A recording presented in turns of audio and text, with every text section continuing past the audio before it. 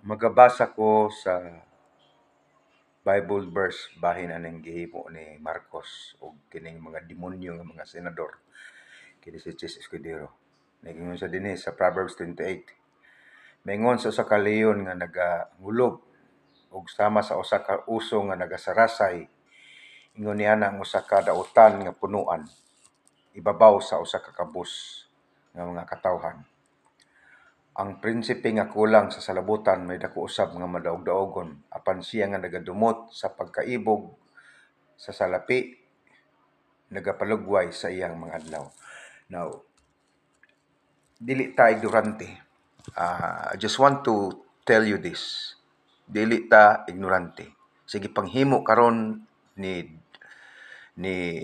Bongbong Marcos kining mga dautan ug mga demonyo nga mga congressman ug mga senador nga walay laing gihimo kundi magsakit sa mga tao. Moabot ang panahon kamo mga tawhana mo.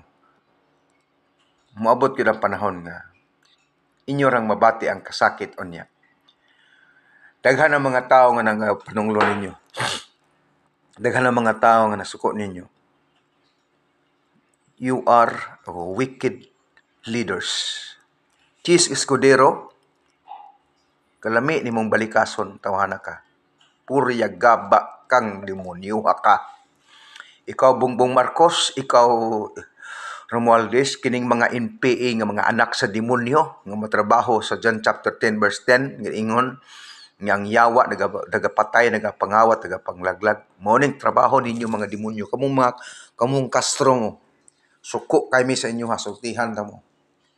Ayon ninyo tuguti nga ang mga tao nga nasuko ninyo bubuhat og dili maayong mga binuhatan tungod sa inyo ha. Kamong mga anak ni Satanas, pagbag-o na mo. Ikaw Castro, ikaw bayot nga Manuel, demonyo ka. Ikaw Hontiveros, kawatan kang dako. Ikaw giyabag, gilubag nimo Chis Escudero ang balaod. Maabot ang panahon. Sana mga kilatan mo, sana mga matay na lang mo. Dili maayo inyong binuhatan.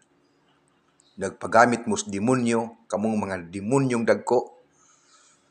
Ang inyong lawas gipagamit sa demonyo, kay mga inyong kasing-kasing mga demonyo. Maabot ang panahon. Muabot ra gyud ang tunglo sa inyo ha. Sana mga matay mo nga mga purya gaba ninyo. Ikaw Bongbong Marcos, purya gaba ka. Purya gaba kang Marcosa ka.